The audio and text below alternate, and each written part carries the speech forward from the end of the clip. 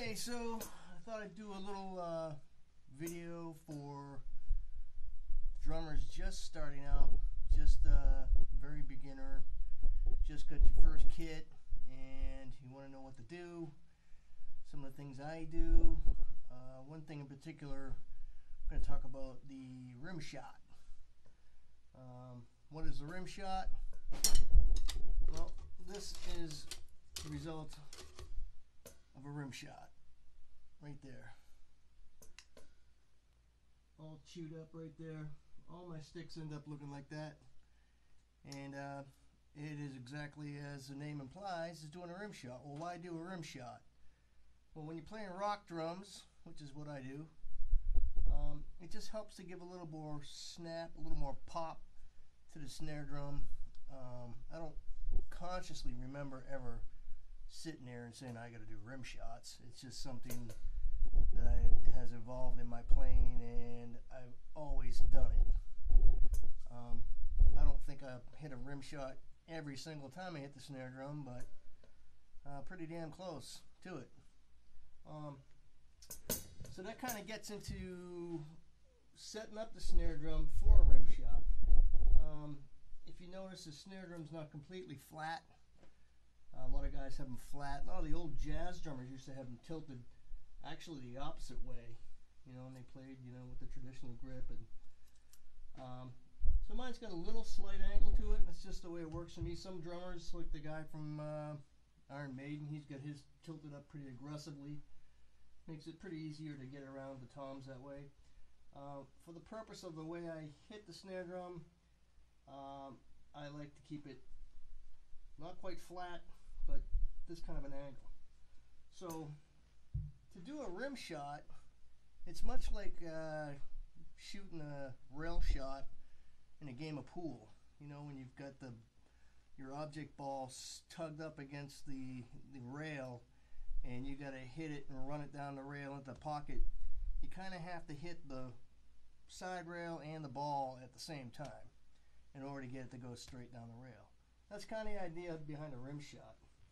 You're just going to hit the snare drum and you hit the rim at the same time. Get that pop. That's regular snare drum. That's rim shot. Just gives it that extra pop, extra snap.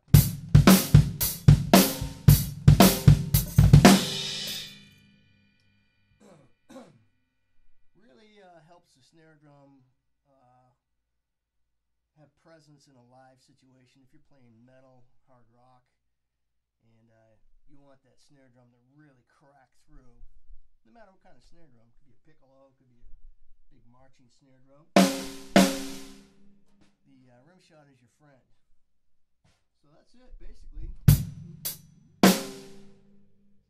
Head, rim at the same time.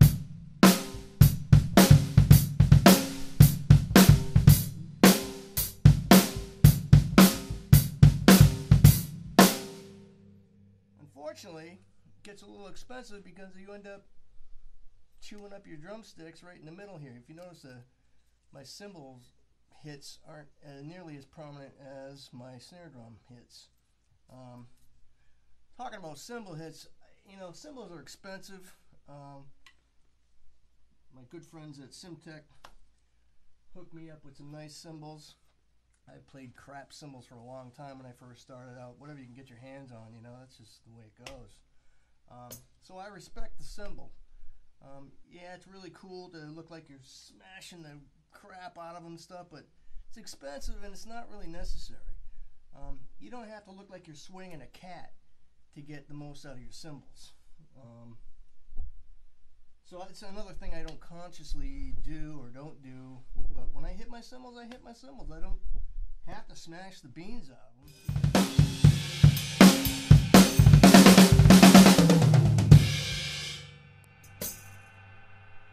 You're still hitting them, but you're just not killing them like, you know, they owe you money, even though they may owe you money. One last thing about starting off on drums. I subscribe to the KISS theory. Keep it simple, stupid. You know, lots of 90% of your songs on rock and roll are what they call the bushwhack beat. Have good timing, stay solid, and set your kit up so that it's easy to work with. I see drummers that have their drums with the toms are almost sideways and they're flying out like this, googly eyes. I see that and the first thing I think is this guy has no idea what he's doing. Could be wrong with that.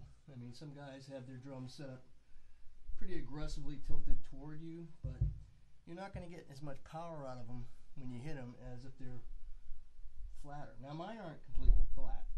I got power toms on here, so in order for me to get them to be completely flat and not be smacking on the kick drum here, I'd have to crank my seat way up, and it's just not what I like to do. So I have a little bit of an angle, but it's an angle that makes sense for me. The floor toms are fairly flat. You know, keep your ride cymbal somewhere where you can get at it. Nice and easy. We're not having to reach too far or do anything crazy like that. And cymbals too. Cymbals are fairly flat. If you have them all at weird angles and stuff, it's just going to make it more difficult to hit them.